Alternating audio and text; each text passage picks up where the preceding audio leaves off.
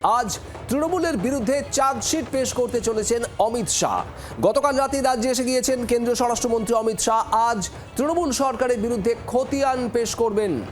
দুর্নীতির অভিযোগ তুলে ধরে আরও একাধিক নানা অভিযোগ নিয়ে খতিয়ান তুলে ধরতে চান। কেন্দ্রের বঞ্চনার অভিযোগের পাল্টা সুর চড়াতে পারেন আজ অমিত শাহ। সাংবাদিক বৈঠক করে চার্জশিট পেশ করবেন কেন্দ্রীয় স্বরাষ্ট্রমন্ত্রী অমিত শাহ আজ। মৌমিতা চক্রবর্তী আমাদের প্রতিনিধি রয়েছেন আমাদের সঙ্গে সরাসরি। মৌমিতা, আজ তৃণমূলের বিরুদ্ধে, তৃণমূল সরকারের বিরুদ্ধে অমিত শাহ চার্জশিট পেশ করতে চলেছেন। কি থাকতে পারে এই চার্জশিটে, কি খবর?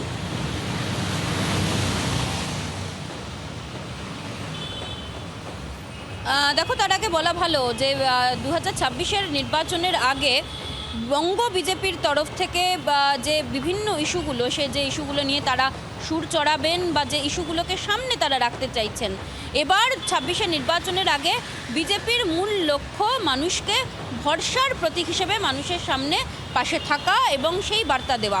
বঙ্গ বিজেপির প্রত্যেকজন কার্যকর্তাকে সেই নির্দেশ এর আগেই দিয়ে দেওয়া হয়েছিল। অমিত শাহ তিনি এর আগে এসে নির্বাচনের নানান ইভেন্ট করেছেন অতীতের নির্বাচনগুলোতে, কিন্তু চার্জশিট এবার পেশ হতে চলেছেন। আর কিছুক্ষণের মধ্যেই কেন্দ্রীয় স্বরাষ্ট্রমন্ত্রী অমিত শাহ তিনি পেশ করতে চলেছেন। 26-এর নির্বাচনের আগে বলা যেতে পারে এটা নিঃসন্দেহে একটা অভিনব কৌশল, যে কৌশলের মাধ্যমে কেন্দ্রীয় স্বরাষ্ট্রমন্ত্রী মূল যে মুদ্দা বা মূল যে ইস্যু, সেই ইস্যুগুলোকে তুলে ধরতে চান এবং যে ইস্যুগুলোকে নিয়েই আগামী যে কদিন বঙ্গ বিজেপি এই প্রচার চালাবেন এবং জোরদার প্রচার চালাবেন, সেই প্রচারের যে মূল অস্ত্র হতে চলেছে তা বলার অপেক্ষা রাখে না। দুর্নীতি বা অনুপ্রবেশের মতো ইস্যুগুলো যে থাকতে পারে তা তো সম্ভাবনা রয়েছেই, কিন্তু তার পাশাপাশি আর কোন কোন ইস্যু বাংলার ক্ষেত্রে তারা তুলে ধরবেন এই চার্জশিটে, সেদিকে অবশ্যই নজর থাকবে। কারণ এর আগে বিধানসভা ভিত্তিক চার্জশিট বিজেপির তরফ থেকে বিভিন্ন জায়গায় তারা প্রকাশ করেছেন, কিন্তু মেগা আকারে আর কিছুক্ষণের মধ্যেই কেন্দ্রীয় স্বরাষ্ট্রমন্ত্রী অমিত শাহ যে চার্জশিট পেশ করতে চলেছেন 26-এর নির্বাচনকে মাথায় রেখে, তা অবশ্যই বঙ্গ বিজেপির জন্য এবং রাজ্যের মানুষের কাছে তাদের তরফ থেকে একটা ভোকাল টনিক। একদমই। আর এই চার্জশিটের দিকে এই মুহূর্তে নজর রয়েছে রাজ্যের। মৌমিতা, তোমাকে ধন্যবাদ। আমাদের সঙ্গে এই মুহূর্তে টেলিফোন লাইনে রয়েছেন তৃণমূল নেতা জয়প্রকাশ মজুমদার। জয়প্রকাশ বাবু, অমিত শাহ রাজ্যে এসে গতকালই এসেছেন। আজ তৃণমূলের বিরুদ্ধে, মানে আপনাদের বিরুদ্ধে, তৃণমূল সরকারের বিরুদ্ধে চার্জশিট পেশ করতে চলেছেন। সেখানে দুর্নীতি, অনুপ্রবেশ সহ আরো একাধিক ইস্যু থাকতে পারে এমনটা ইঙ্গিত। কি বলবেন? না, দুর্নীতি নিয়ে তুমি কি বলবেন? দুর্নীতিগ্রস্ত শুভেন্দু অধিকারীকে পাশে নিয়ে দুর্নীতির কথা বলবেন? আমার চোখের সামনে বলেছিল আমাকে ইডি সিবিআই থেকে বাঁচিয়ে দিন বলে পা ধরেছিল, বলেছিল হামলোক হ্যাঁ না, আমরাই সব ঠিক করি কাকে বলবো দুর্নীতিগ্রস্ত আর কাকে বাঁচাবো। আর তারপরে তিনি দুর্নীতির কথা বলবেন? তিনি বলছেন যে মমতা বন্দ্যোপাধ্যায় কেন যারা জেলে ধরা পড়ে জেলে গিয়েছিল তাদের কেন টিকিট দিয়েছে, আর তিনি নিজে জেলে যাননি। অমিত শাহ নিজে জেল খাটা লোক একজন, নিজে কি কোন মুখে টিকিট নিলেন? তাকে নিজেকে অনেকগুলো চার্জশিট আছে অমিত শাহ নিজের বিরুদ্ধে।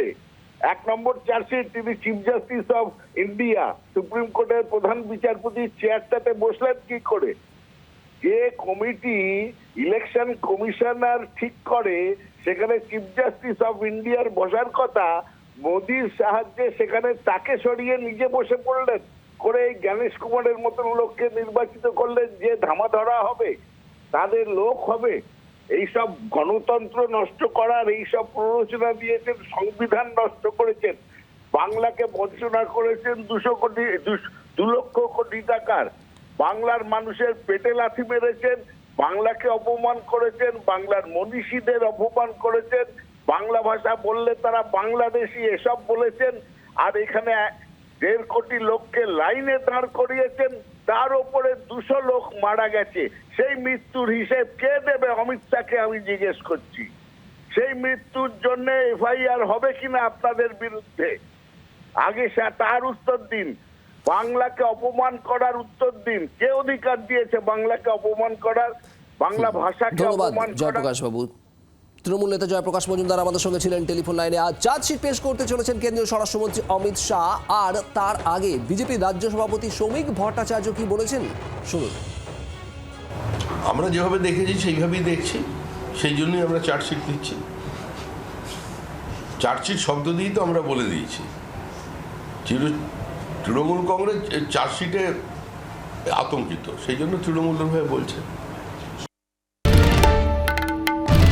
বাংলার আওয়াজ, বাঙালির আবেগ, জি 24 ঘন্টা।